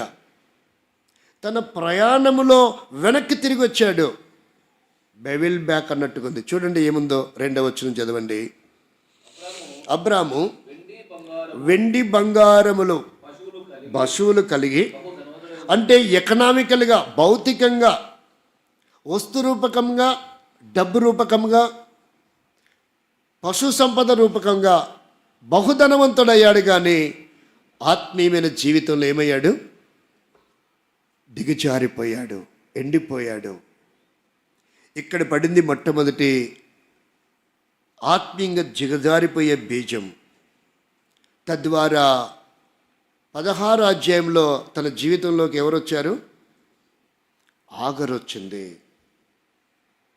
15 అధ్యాయంలో దేవుడు చెప్తాడు, నీ సంతానము వలన నీ గర్భఫలమున వచ్చేవారే నీ వారసుడు అని చెప్పాడు 15 అధ్యాయంలో. కానీ 16 అధ్యాయంకి వచ్చేవారికే దేవుని సంకల్పానికి వ్యతిరేకమవుతూ వచ్చాడు అబ్రాహాం. కాబట్టి ఇక్కడ అవిధేయత, ఎండిపోయిన జీవితం, ఆత్మీయంగా చల్లారిపోయిన జీవితం అబ్రహాం జీవితంలో 13 అధ్యాయము 1 వచనములో బీజము పడింది. ఇప్పుడు 3వ వచనం చదవండి. అందుకని గ్రహించాడు, సరి చేసుకున్నాడు, తెలుసుకున్నాడు. మరలా ఏమయ్యాడంట? ఒక్కసారి చూడండి ఏమైందో ఆయన ప్రయాణం. అతడు ప్రయాణము చేయిచు దక్షిణము నుండి బేతేలు వరకు, అనగా బేతేలుకును హాయికిని మధ్య తన గుడారము మొదట ఉండిన స్థలమునకు, అంటే రిటర్న్ అయ్యాడు ఆయన. మొదట ఎక్కడున్నాడు? 12 అధ్యాయం 8వ వచనములో ఆయన బేతేలు దగ్గర ఉన్నాడు. హాయి మధ్యలో గుడారం వేశాడు, బలిపీఠం కట్టాడు, దేవునికి ప్రార్థన చేశాడు. అంటే ఆత్మీయమైన జీవితంలో 13 అధ్యాయం 1 వచనానికి రాగానే ఆ స్థలం పేరేంటి? నెగేబుకు రాగానే మొత్తం చల్లారిపోయింది. ఈరోజు చాలామంది అనుకుంటున్నారు, బాగా చదివాను, పాస్ అయ్యాను, ఉద్యోగం వచ్చింది, డబ్బు సంపాదిస్తున్నా, స్థలాలు కొన్నా, పొలం కొన్నా, చక్కగా ఉన్నాను, వెండి బంగారాలు కూడా విస్తరించాయి, విలువ పెరిగింది, మంచిదే, దేవుని స్తోత్రం. కానీ ఆత్మీయంగా నువ్వు ఎండిపోతున్నావు. అవి నిన్ను దేవునికి దూరం చేస్తూ ఉన్నాయి. అబ్రహాం జీవితం కూడా బేతేలుకి దూరం అవటం వలన ఆయన ప్రార్థనా జీవితం చల్లారిపోయింది, ఆయన ఫలించే జీవితం చల్లారిపోయింది. పచ్చగా వికసించవలసినటువంటి వసంత ఋతువుగా ఉండవలసినటువంటి అబ్రహాం ఆత్మీయత గ్రీష్మ ఋతువుగా మారిపోయింది. ఒక్క ఆకు కూడా కనపడడం లేదు. ఆ కొమ్మలు చూసినప్పుడు ఎండిపోయినట్టుగానే ఉంది అబ్రహాం జీవితం. అందుకే తను గ్రహించి తన ప్రయాణం ముందు వెళ్ళకుండా ఏం చేశాడంట? మొదట, ఎంత చక్కగా రాయబడిందో చూడండి, మొదట ఉండిన స్థలములో తాను, చదవండి, ఎందుకు మళ్ళీ వెనక్కి వచ్చాడంటారు? ఫర్ ఎగ్జాంపుల్ అండి, మనం బెంగళూరుకి వెళ్ళాలి. ఒకవేళ వెళ్తే మనము గుంటకల్లు వెళ్ళి అనంతపురం వెళ్ళి ఆ తర్వాత మన ప్రయాణం ముందుకు సాగించాలి. కానీ వెనక్కి ఎందుకు వచ్చాడు? జరగకూడదు ఏదో జరిగింది కనుక ఆ ప్రోగ్రామ్ అన్నా క్యాన్సిల్ అయి ఉండాలి, అంతరాయం ఏదైనా జరిగిండాలి, అపాయమైన ఎవరికైనా జరిగిండాలి. అందుకే మనం తిరిగి రిటర్న్ అయినా వచ్చిండాలి. కానీ ఇక్కడ అబ్రహాం జీవితంలో అవేమి లేవు. ఏం జరిగిందంటే నెగేబుకు రావగానే అన్నీ కనబడుతున్నాయి, కానీ తన లోనికి తను తొంగి చూసుకున్నప్పుడు ఆత్మీయంగా తను ఎండిపోయాడని గ్రహించాడు. ప్రియమైన సహోదరి సహోదరా, నేను ఇలా నీతో ప్రశ్నించిన, ఎప్పుడు నీవు ఆత్మీయంగా ఎండిపోయావు? దేన్ని చూసుకొని ఆత్మీయంగా ఎండిపోయావు? బేతేలుకి, సంఘానికి, సహవాసానికి దూరమవుతూ వచ్చావు. దేన్ని బట్టి? ఎవరిని బట్టి? ఏది నిన్ను ఆకర్షించింది? ఒక్కసారి ప్రశ్నించుకో. ఒకప్పుడు బేతేలుతో నీ సహవాసం ఎలా ఉండింది? ప్రస్తుతం నీ సహవాసం బేతేలుతో ఎలా ఉంది? నాడు అబ్రహాము ఎండిపోయినట్టుగానే నీవు, నీ కుటుంబం ఎండిపోలేదా? మరలా చిగురు పెట్టాలన్న కోరిక, ఆశ నీలో ఉందా? దానికి ఒక పని చేయాలి, లేదంటే నువ్వు ఫలించలేవు. దాని కొరకై ప్రకటన గ్రంథంలో 2వ అధ్యాయం 5వ వచనం చదవండి. ఇలా రాస్తూ మనకు నాంది పలకడానికి ఆ వచనము ఎంతో దోహదపడేదిగా ఉంది. మనల్ని పురిగొల్పడానికి, సిద్ధపరచడానికి, దేవుని వైపు మళ్లించటానికి, చిగురింప చేయటానికి, ఫలభరితంగా మన జీవితం ఉండడానికి కారణమవుతూ ఉంది. దేవుడు నీ కొరకు, నా కొరకు రాయించి పెట్టాడు ఆ మాట. ఒకవేళ ఆ మాట లేకపోతే మన పరిస్థితి ఏంటి? చదవండి. నీవు ఏ స్థితిలో నుండి పడితివో ఒక్క ఒక్కసారి అబ్రహాము జ్ఞాపకం చేసుకున్నట్లుగా నెగేబుకు రాగానే తన జీవితంలో ఎన్నో మేలులు పొందాడు, బహుధనవంతుడవుతూ వచ్చాడు. కానీ ఆత్మీయంగా ఎండిపోయిన స్థితిని ఒక్కసారి గుర్తు చేసుకున్నాడు. నువ్వు కూడా ఏ స్థితిలో నుండి ఎవరిని నీ ముందు పెట్టుకొని ఎవరి వైపు చూస్తూ దేని వైపు చూస్తూ బేతేలుకి దూరమవుతూ వచ్చావో అప్పుడే నీ జీవితంలో పతనం ప్రారంభమైంది. అప్పుడే నీ జీవితంలో ఆకులు రాలిపోవటం, చిగురించవలసిన ఆకులు రాడిపోవడం ప్రారంభమవుతూ వచ్చాయి. ఎంతో విస్తారమైనటువంటి పచ్చటి ఆకులతో అనేకులని ఆకర్షించవలసిన స్థానమున ఉన్న నీవు మూడుబారిపోయిన జీవితములాక ఒకప్పుడు నీ మాటను ఎంతో గౌరవించేవారు, ఎంతగానో నిన్ను ప్రేమించేవారు, ఏం చెప్పినా వినేవారు, నిన్ను మాదిరిగా తీసుకునేవారు. ఈరోజు అసహించుకునే పరిస్థితి అసలు నీ జీవితానికి ఎందుకు వచ్చింది?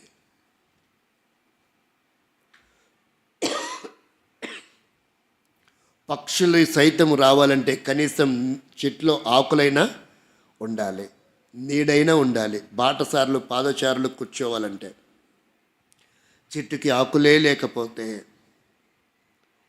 ఆ చెట్టు ప్రయోజనమా నిష్ప్రయోజనమా?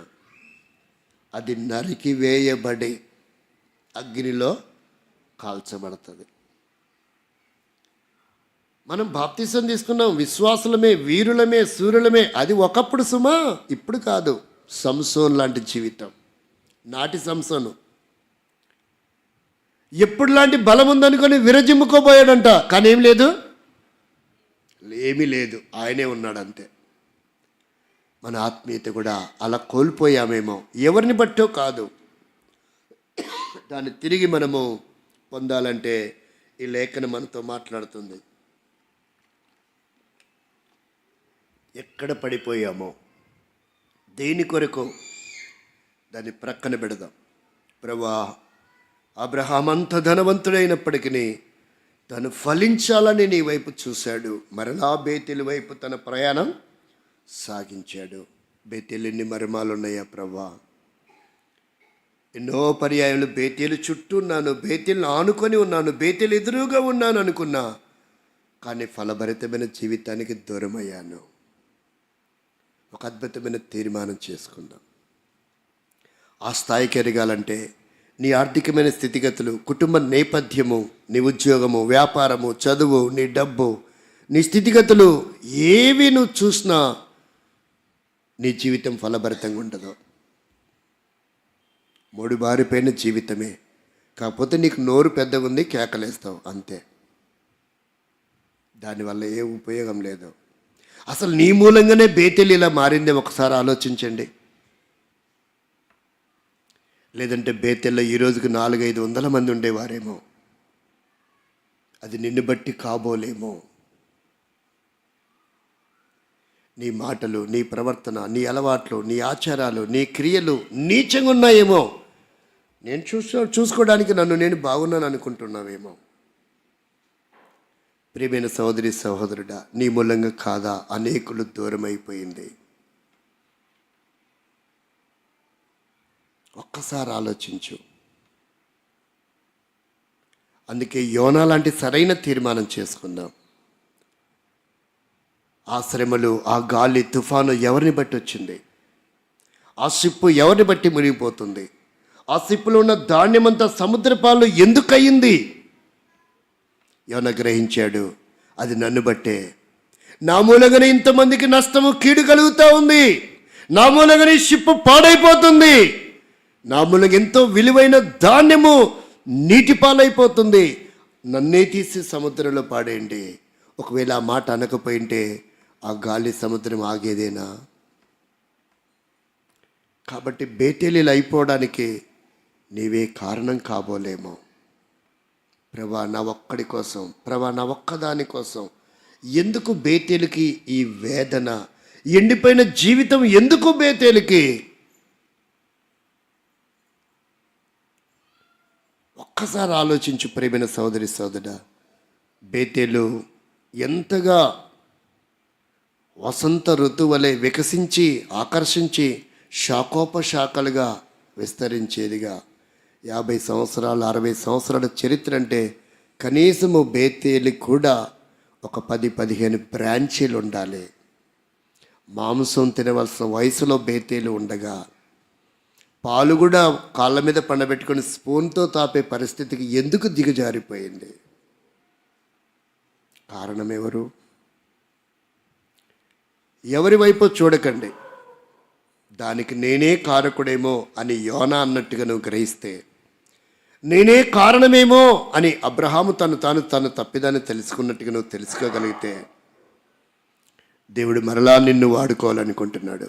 ఉన్నతమైన స్థితిలో ఫలభరితమైన జీవితము, ఆహ్లాదకరమైన జీవితము, నేకులు ఆకర్షించే జీవితము, ఆ పచ్చని లేతని చిగురాకులు నీ జీవితానికి, నీ కుటుంబానికి, బేతేలుకి ఇవ్వాలని దేవుడు ఇష్టపడుతున్నాడు.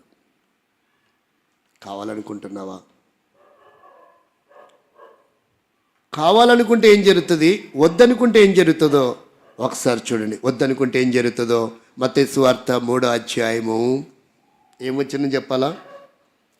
అది ఆడ కాకుండా మగ కాకుండా ఉంది ఆ వచనం. 7వ వచనం చివరి భాగం చదవండి, 8వ వచనం మొదటి భాగం చదవండి. అట్లా ఉందన్నమాట అది ఆ వాక్యం. మత్తయి సువార్త 3వ అధ్యాయము 7వ వచనం నిలువు గీత తర్వాత ఉంటుంది ఆ వాక్యం. ఆ భాగాన్ని చదవండి. మారు మనసుకు తగిన ఫలమును ఫలించుడి. ఒకవేళ లేకపోతే మనం అనుకోలేమో ఒంటెగా ఫలించేది ఏంటిది? అది మారు మనసు, ఒంటెగా ఫలించేది. ఒకవేళ ఫలించకపోతే అది నరకబడి అగ్నిలో దానికి మాత్రమే వస్తుంది మన మరణం తర్వాత. ఒకవేళ అంటారు, ఏమోనమ్మా ఏమంత ఎవరిని ఇబ్బంది పెట్టలేదు కానీ ఏదో అలా జరిగిపోయింది లేండి అంతే. మన జీవితము నిష్ప్రయోజనమైనదిగా ఉండిపోతుంది. మన జీవితము భావితరములో ఒక్కరికి కూడా మన పేరు, మన చరిత్ర గుర్తుండదు. క్యారెక్టర్ లెస్సే. ఎక్కడ? యెహోషువ గ్రంథం 2వ అధ్యాయంలో. కానీ ఆమె క్రొత్త నిబంధన హెబ్రీ పత్రిక 11వ అధ్యాయములో 36వ వచనములో మరలా దేవుడు ఆమె పేరు ప్రస్తావించాడంటే ఎంతటి విశిష్టతను కైవసం చేసుకునేదో చూడండి. ఆమె పిహెచ్డి డిసిగ్నేషన్ ఏంటి? రాహబు ఎవరంట? డ్యాస్. ఆ పదం మనం వాడకూడదు, ఇక అవసరం లేదు. అదే లోకస్తులు ఒకలాగా వాడితే మిగతా డినామినేషన్లు వాళ్ళు ఎలా వాడతారో తెలుసా? ఆ రాత్రి పెద్ద కుమార్తె లోతుతో డ్యాస్ స్తోత్రం చెప్పండి. బుద్ధి లేనోడికి ఎప్పుడు స్తోత్రం చెప్పాలో కూడా తెలీదు. కేకలేస్తారు గొర్రెలాగా వాళ్ళు కూడా. అది ప్రశంసించదగిన విషయమేనా, సిగ్గుపడే విషయమా? దానికి కూడా స్తోత్రం చెప్పండి అంటే వీడికి బుద్ధి ఉంటే కదా ముందు. మా అయ్యగారు చెప్పమన్నాడు, మేము చెప్పాము అంతే. అసలు మా అయ్యగాడు ఎంతటి గొప్ప సేవ చేశాడో తెలుసా? ఆడు పరలోకం వెళ్ళాడు, వెళ్ళేవారిని వెళ్ళనియాడు అంతే. జనం ఎక్కుంటే గొప్ప సేవ కాదండి. వాళ్ళ నీతి కార్యాలు, భక్తి కార్యాలు ఎటువంటి శాస్త్రుడు పరిశీలంట వాళ్ళు పరలోకం వెళ్ళరు, వెళ్ళే వాళ్ళని కూడా వెళ్ళనివ్వరు వాళ్ళు. అలాంటివి చూడకండి. సత్యం అనేది ఎక్కడున్నా సత్యమే. ప్రపంచంలో ఉన్న 760 కోట్ల మంది ఒకరు తప్ప అందరూ 2 రెట్లు 10 అన్నారనుకో. ఒక 5-6 సంవత్సరాలు ఉన్న పిల్లవాడు వచ్చి కాదండి 2 రెట్లు 4 అన్నాడు అనుకో. ఏది సత్యం ఇప్పుడు? నోరు మూసుకో. కోట్ల మంది చెప్తే అబద్ధం చెప్తారా? అబద్ధమే చెప్పారు. మరి సత్యం అనేది ఒకరు చెప్పినా సత్యమే, 1000 మంది చెప్పినా సత్యమే. అంటే మనము అక్కడ సంఖ్యకు ప్రామాణికం ఇవ్వకూడదు, సత్యానికి ప్రాముఖ్యత ఇవ్వాలి. చిన్నవాడైనా ఆరితేరిపోయిన వాడైనా. సత్యం అనేది ఎవరు చెప్పినా సత్యమే. అంటే వాక్యం వాక్యానుసారంగా ఉండాలి. అలా ఉందో లేదో కూడా మనం చూసుకోవాల్సిన అవసరత మనకుంది. బైబిల్ ఒక మాట రాయబడింది, మీరు ఏమి వినుచున్నారో జాగ్రత్తగా, అంటే మనకు హెచ్చరిక ఇచ్చాడా లేదా? కాబట్టి ఏం చెప్తే నాకెందుకులే, విన్నానా, వెళ్ళానా, కూర్చున్నానా, వచ్చానా, లేసి వచ్చానా అనుకుంటే కుదరదు. మనం విన్నది కూడా పరిశీలించుకోవాలి. నాకేం తెలియదు ప్రభా, బుద్ధి లేనోడు వచ్చి చెప్పాడు, నేను విన్నా, ఏం చేస్తావు, ఇంకా అట్లాగే వచ్చాలే, ఇంకా మన్నించు అంటే అక్కడ మన్నించడు. ఇక్కడ ఉన్నప్పుడే ఏం చేయగలడు? మన్నిస్తాడు. అక్కడికి వెళ్ళిన తర్వాత, ఎయిర్పోర్ట్కి వెళ్ళిన తర్వాత, సార్ ఒక్క అవకాశం అండి, ఈసారి వచ్చినప్పుడు పాస్పోర్ట్ వీసా తెచ్చుకుంటా అంటే ఒప్పుకుంటాడు ఆడు. సార్ ఏమనుకో సార్, ఈరోజు ఎగ్జామ్ రాస్తా, హాల్ టికెట్ మర్చిపోయి ఉంది, కావాలంటే చూపించమంటావా అంటే ఒప్పుకుంటాడు ఆడు. అక్కడెక్కడ ఒప్పుకోడు, మరి ఏడెలా ఒప్పుకుంటాడు నాకు అర్థం అవ్వట్లేదు. సాధారణమైన వ్యక్తులు ఒప్పుకోవట్లేదు, సత్యవంతుడైన దేవుడు ఎలా ఒప్పుకుంటాడండి? సహవాసం అంటే గొప్పతనం కాదు, అలాంటి జీవితం సహవాసం లేకుంటే ఇంకా ఒక రకంగా మంచిది అనిపిస్తుంది. ఆ సామెత ఎవరు వాడారో మరి, అది కూడా ఇక్కడి ఈ ప్రాంతాందేనేమో. తాను చెడ్డ కోతి ఏం చేస్తుందంట, డ్యాస్ అంతే. ఇప్పుడు 10 సార్లు కార్బన్ డైఆక్సైడ్ వదిలి కంపు కొట్టించే బదులు ఒకసారి వెళ్ళేస్తే పోలే సైలెంట్గా కదండి. సూక్ష్మంలో మోక్షం అండి. ఇలాంటివన్నీ మనకు తెలియదు, అవేందో బ్రహ్మ విద్య అనుకుంటున్నాం మనం. చాలా జాగ్రత్తగా మనం ఆలోచించాలి. అందుకనే మారు మనసు ఉంటే సరిపోదంట. ఇది ఎవరు అడుగుతున్నారు? బేతేలు అడుగుతుందా? పెద్దలు అడుగుతున్నారా? సేవకులు అడుగుతున్నారా? ఎవరు అడుగుతున్నారు? దేవుడు అడుగుతున్నాడు. భార్య అడిగినా అడగకపోయినా, భర్త అడిగినా అడగకపోయినా, తల్లిదండ్రులు అడిగినా అడగకపోయినా దేవుడు అడుగుతున్నాడు. దానికి తగిన ఫలం మనం ఫలించాలి. ఫలించాలంటే ఏం చేయాలి? చివరి వచ్చిన చదివి మనం ముగించుకుందాం. యోహాను సువార్త 15:4. ఫలించాలంటే ఏం చేయాలి? నా యందు నిలిచిండుడి, మీ యందు నేనును నిలిచిందును. తీగి ద్రాక్షవల్లిలో నిలిచి ఉంటేనే కానీ తానంతట తానే ఏలాగు ఫలింపదో అలాగే నా యందు నిలిచుంటేనే కానీ మీరును. ఒక వ్యక్తి మరలా ఫలభరితమైన జీవితంలోనికి రావాలి అంటే ఆ పూర్వ వైభవమును మరలా మనము పొందాలి అంటే దేవుని వాక్యం చెప్తుంది, నా యందు నిలిచి ఉండడు. నా యందు అంటే శాప మీదనా? నా యందు అంటే వాక్యములో నిలిచి ఉండాలి. వాక్యం ద్వారా మన జీవితం, వాక్యమైన దేవుడు నేను అంటే ఏమైనట్టు? వాక్యమైనాడు ఆయన. కాబట్టి వాక్యానుసారమైన జీవితం మనం కలిగి ఉన్నట్లయితే దేవునిలో ఏం చేసిన వారం అవుతాం? నిలిచిన్న వారం అవుతాం. ఎప్పుడైతే దేవునిలో ద్రాక్షవల్లిలో నిలిచిన వారం అవుతాం. ద్రాక్షవల్లిలో నుండి కనుక తీగ, ఒకసారి చూడండి, తీగను ఇలా ఇరిచి కొంచెం ఇలా కిందికి వేలాడదీసిన ఏమవుతుంది? అది ఎండిపోతుంది. దానికి అతకబడి ఉన్నట్టు కనబడుతుంది, కానీ క్రిందికి వేలాడింది కనుక దానికి అందవలసినటువంటి ఆహారం అందక ఆటోమేటిక్గా అది ఏమవుతుంది? ఎండిపోతుంది. మరి అసలు నిలిచే లేకుంటే, కాబట్టి మనము వాక్యానుసారమైన జీవితం ఉన్నప్పుడే, ఎవరు ఎలా ఉన్నారో మనకు అనవసరం. నేను, నా వాక్యం నాకేం చెప్తుంది, దేవుడు నాకేం చెప్తున్నాడు, నేను ఎలాగ ఉండాలని కోరుకుంటున్నాడు, అది చాలు మనకి. కానీ మనము, అందుకే ఆయన అన్నాడు, నా వైపు చూసి రక్షణ పొందుడే. మనం ఎవరి వైపు చూస్తాం? పనికి మాల వారి వైపు అంతా చూస్తాం. ఎవరి వైపు చూడం? దేవుని వైపు చూడం, వాక్యం వైపు చూడం. కనపడదు మనకు, అందరు వీళ్ళే కనపడుతుంటారు. కాబట్టి మనం ఆత్మీయంగా ఎండిపోవడానికి కారణం ఏంటంటే మనుషుల వైపు చూసినందువలన, పరిస్థితుల వైపు చూసినందువలన. మనకు బేతేలు, బేతేల్లో ఉన్న దేవుడు, బేతేల్లో ఉన్న సహవాసం, బేతేల్లో ఉన్న వాక్యం. ఆ వాక్యంతో మనం సంబంధం, సహవాసం కలిగి ఉంటే, మూడో మాట కూడా చెప్తున్నాడు. యాకోబు పత్రిక 1వ అధ్యాయము 2వ వచనం అనుకుంటే ఒకసారి చదవండి. మీరు ఉండి మిమ్మును మీరు మోసపుచ్చుకొనక వాక్య ప్రకారము ఏం చేయాలంట? చిలక జ్యోతిషం వాడు ఏం చెప్పినా వింటాం, సోది వాళ్ళు ఏం చెప్పినా వింటాం, ఎవరైనా హాస్పిటల్కి వెళ్ళండి అంటే చెప్తే వింటాం, 10 మంది చెప్పారంటాం, ఎంత ఖర్చు అయినా పెడతాం, ఏమైనా చేస్తాం. కానీ వాక్యం చెప్పింది మాత్రం మరి అదేం దరిద్రమో నాకు అర్థం అవ్వట్లేదు. వాక్యం నాతో మాట్లాడితే వెంటనే సరి చేసుకుంటే ఎంత ఆశీర్వాదం అండి. ఇప్పుడు ఎవరైనా చెప్పారా అబ్రాహాంకి నెగేబు వచ్చిన తర్వాత ఇలా జరిగిందని మళ్ళీ తిరిగి బేతేలుకి వెళ్ళాలని ఎవరైనా చెప్పారా?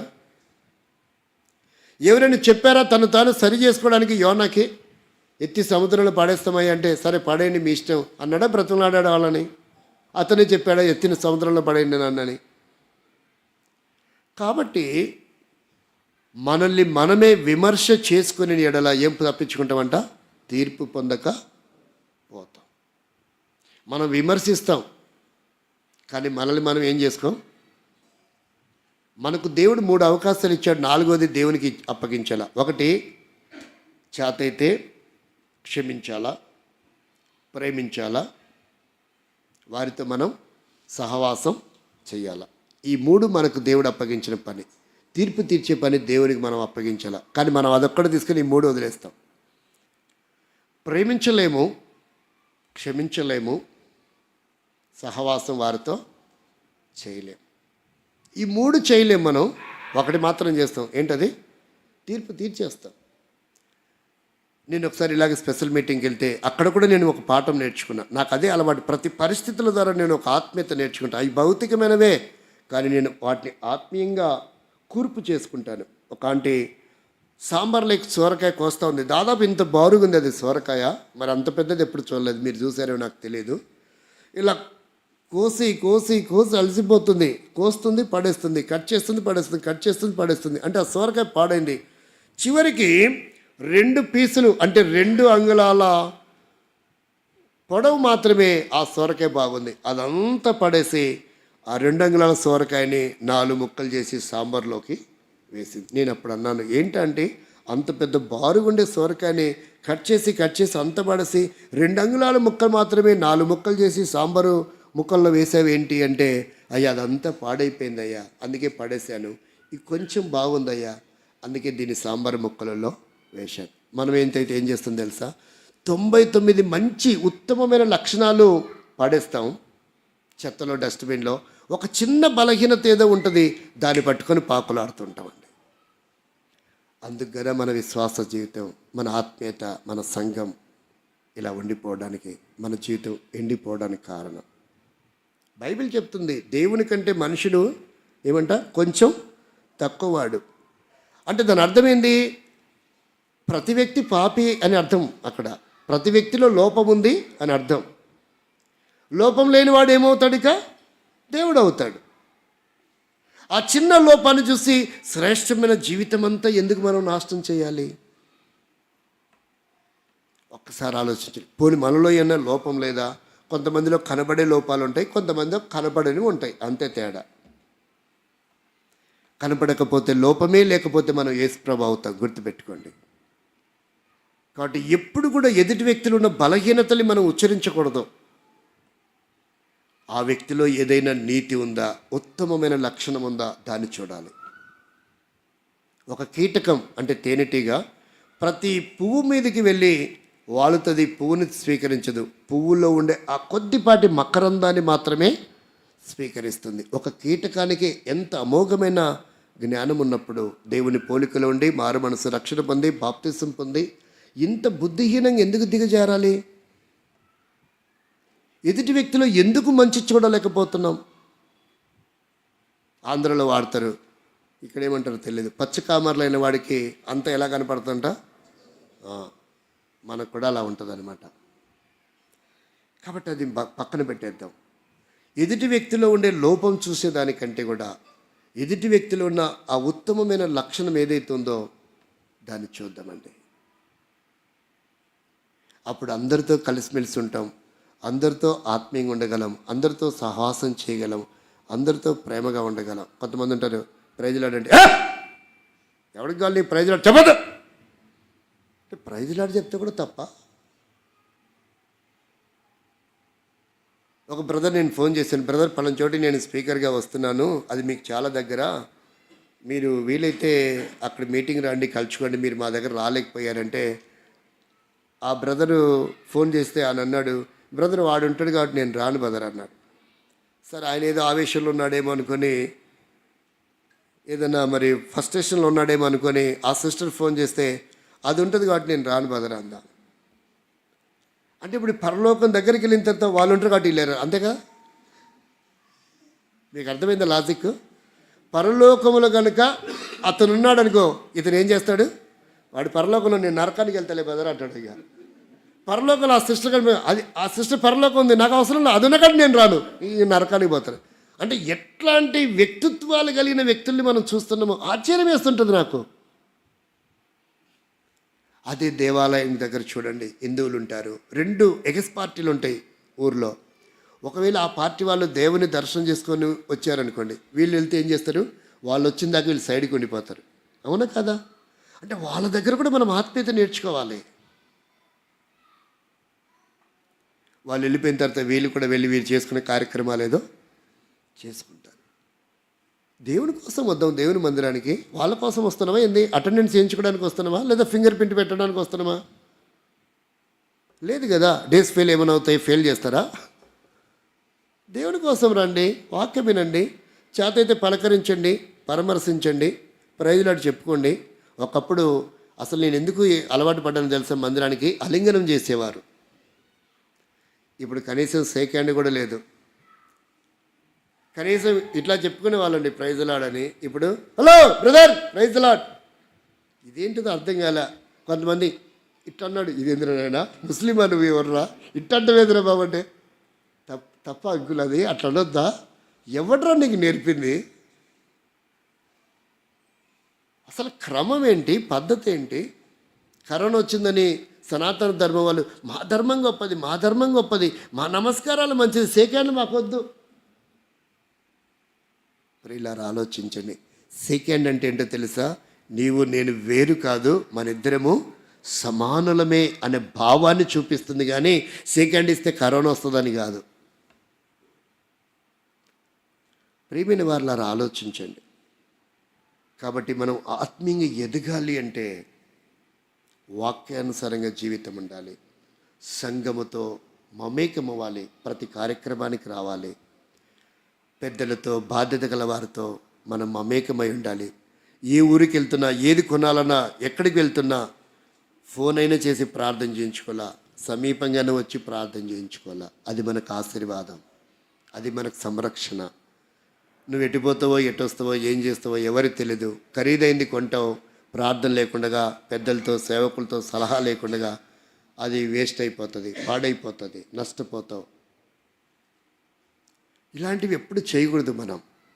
అది ఎంత నష్టకరమైందైనా ప్రార్థన వాక్యం ద్వారా అది పవిత్రపరచబడుతుంది, మనకు ఉపయోగకరంగా మారుతుంది. ఏ వస్తువు కొన్నా సేవకుడు ఉంటే సేవకునితో, లేక బ్రదర్స్ రెస్పాన్సిబుల్ బ్రదర్స్ ఉంటే వారితో కలిసి చెప్పి ప్రార్థన చేయించుకొని ఏ వస్తువైనా మనం కొనాలి, ఏ ప్రయాణానికైనా మనం వెళ్ళాలి. అప్పుడు అది సఫలమవుతుంది, లేదంటే అది విఫలం అయిపోతుంది. కాబట్టి సంఘముతో బాధ్యత గల వారితో మనం మమేకమై జీవించినప్పుడే ఆశీర్వదించబడతాం, చిగురు పెడతాం, ఫలభరితంగా ఉంటాం, ఆశీర్వాదకరంగా ఉంటాం, ఆరోగ్యకరంగా ఉంటాం, క్షేమకరంగా ఉంటాం, ఇతరుల్ని ఆకర్షించేలాగా మనం ఉంటాం. భౌతికంగా ఆకర్షించడం కాదు సుమా, ఆధ్యాత్మికంగా. బ్రదర్ ఖాళీగా ఉన్నా, మీరు ఖాళీగా ఉన్నారా? ఎందుకు బ్రదర్, చాలా కాలమైన మిమ్మల్ని చూడాలా, మీరు ఒక మాట మాట్లాడితే, ఏదైనా ఒక మాట చెప్తే వినాలనిపిస్తుంది, నేను రావాలనుకుంటున్నా బ్రదర్. అలా ఉండాలి. మన నోటి మాటకి వారు ఆకర్షించబడేలా ఉండాలి. నోరు తెరిస్తే కంపులాగా ఉండకూడదు, ఇంపుగా ఉండాలి మన మాటల తీరు. కాబట్టి ప్రేమైన స్నేహితులారా, మిత్రులారా, అలా ఉన్నప్పుడే మనము నెగేబు యొక్క అనుభవాన్ని జయిస్తాం, ఫలభరితమైన జీవితాన్ని కలిగి ఉంటాం, వాక్యానుసారంగా జీవిస్తాం. అప్పుడు బేతేలు యొక్క అనుభవం ద్వారా ఆశీర్వదించబడే వారంగా ఉంటాం. ప్రభు మనకు సహాయం చేయను గాక. మోకరించండి, ప్రార్థన చేస్తాం. ఒక చిన్న తీర్మానం చేసుకుందాం. ఎవరు అటు ఇటు చూడకండి. నీ విశ్వాస జీవితంలో, నీ భక్తి జీవితంలో, నీ పరిచర్యలో ఎన్ని సంవత్సరాలు ఎక్స్పీరియన్స్ మనకుందో, ఎంత సీనియారిటీ మనకుందో, నిజంగా ఎక్కడైనా మనము ఇంకా ఎండిపోయిన అనుభవంలోనే ఉండి ఆత్మీయంగా ఊగిసలాడే వారంగా ఉన్నామా? మన ద్వారా అనేకులకు నష్టాన్ని కలిగించిన వారంగా ఉన్నామా? మన ద్వారా అనేకుల కుటుంబాలు, అనేక వ్యక్తులు మందిరానికి దూరమైనటువంటి పరిస్థితి ఉందా? ఒక తీర్మానం చేసుకుందాం. సహోదరుడా, దేవుడు నిన్ను ఇంకా ప్రేమిస్తున్నాడు. నువ్వు ఫలించే వ్యక్తిగా ఉండాలని, నెగేబు యొక్క జీవితాన్ని జయించాలని, తిరిగి బేతేలుతో నువ్వు మమేకమవ్వాలని దేవుడు కోరుకుంటున్నాడు. ఎంతకాలము బేతేలుతో సంబంధం లేకుండా కనబడక వచ్చి రానట్టుగా జీవిస్తావు? నువ్వు ఎవరిని మోసగిస్తున్నావు? నిన్ను నువ్వే మోసపోతున్నావు, ఆత్మీయంగా నష్టపోతున్నావు. ఎన్నో ప్రయత్నాలు చేస్తున్నావు వ్యాపార విషయంలో, ఎన్నో ప్రయత్నాలు చేస్తున్నావు ఉద్యోగ విషయంలో, ఎన్నో ప్రయత్నాలు చేస్తున్నావు ట్రాన్స్ఫర్ విషయంలో, ఎన్నో ప్రయత్నాలు చేస్తున్నావు వివాహ జీవితంలో, ఎన్నో ప్రయత్నాలు చేస్తున్నావు వ్యవసాయ రంగంలో, వ్యాపార రంగంలో. ఇంకా ఎందుకు వెనుకబడుతున్నావో తెలుసా? బేతేలుకి దేవునికి సత్సంబంధాలు లేకుండా నీ జీవితం ఉంది. అందుకని అనుకున్నది జరగడం లేదు, ఆలస్యం అవుతుంది. ఈరోజు నేను ఒక తీర్మానం చేసుకో. మంచి ఆరోగ్యము, అనుకున్నవన్నీ జరుగుతాయి. రండి, ప్రార్థన చేస్తాం.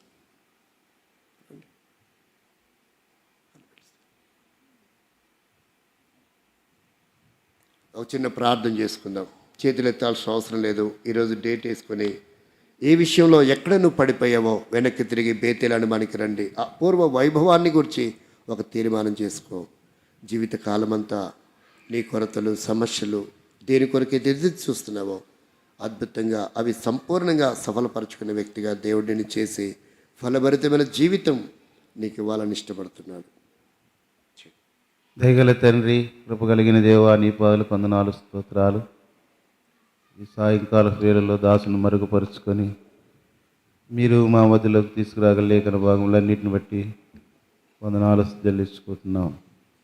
సంఘము నీ ప్రజల యొక్క అక్కర ఎరిగిన దేవుడు, దాసుని నోట నీ మాట ఉంచి నోటిపూరుగా ప్రభా మీరు వెల్లడిపరిచిన ప్రతి మాటను అన్నిటిని బట్టి వందనాలు చెల్లించుకుంటున్నాం. అబ్రహాము జీవితంలో ఏ రీతిగా బేతేలు నుండి నెగెబు అనుభవానికి వెళ్ళి నష్టపోయిన జీవితాన్ని మీరు తెలియపరుస్తూ వచ్చినారు. మా జీవితాల్లో కూడా అనేకమైన పర్యాయములు నీ అందు నిలిచి ఉండక, నీ వాక్య ప్రకారం ప్రవర్తించక, మీరు సెలవిచ్చిన మాట ప్రకారం జీవించక, నెగెబు అనుభవంలోనికి ఆత్మీయ జీవితంలో దిగజారిపోయి పడిపోయిన స్థితి, క్షేమం లేని స్థితి, ఆశీర్వాదం లేని స్థితి, అన్నిటికంటే ముఖ్యంగా ఫలము లేని స్థితి. ఈ స్థితిలో నుండి ప్రభా మమ్మల్ని తిరిగి సమకూర్చడానికి ఇష్టపడిన దేవుడు ఒకసారి జ్ఞాపకం చేసుకొని, నైనా ఎవరైతే చేరువచ్చిన ప్రజలలో అలాంటి అబ్రాహాము లాంటి భక్తుడే ఆ అనుభవం గుండా వెళ్ళి నష్టపోయిన జీవితాన్ని మాకు మాదిరిగా ఉంచుతూ వచ్చినారు. అనుభవాల్లో మేము పడిపోయిన స్థితిలోని తిరిగి సమకూర్చబడినట్లుగా మీరే సిద్ధపరిచి మీరు సహాయం దయచేయండి. తిరిగి ఫలవంతమైనటువంటి జీవితం, ఆశీర్వాదకరమైన జీవితం, అనేకులకు మేలుకరమైన జీవితం, సంఘానికి క్షేమకరమైన జీవితం, ఆత్మీయ జీవితంలో వ్యక్తిగతంగా, కుటుంబంగా, సంఘంగా నైనా మాదిరికరమైన క్షేమకరమైన జీవితం, ఫలవంతమైన జీవితం జీవించినట్లుగా, అనేకమైన భావితరాలకి సాక్షార్థంగా ఉండగలిగినట్లుగా, నీ రాజ్యానికి వారసులుగా సిద్ధపరచబడినట్లుగా చేరువచ్చిన ప్రతి బిడ్డను, కుటుంబాన్ని మీరు జ్ఞాపకం చేసుకొని విత్తబడిన వాక్యం వారిలో కార్యసిద్ధి కలగజేసి అది రాను అభివృద్ధిపరచబడినట్లుగా సిద్ధపరచి మీరు సహాయం దయచేయమని ప్రార్థన చేస్తున్నాం.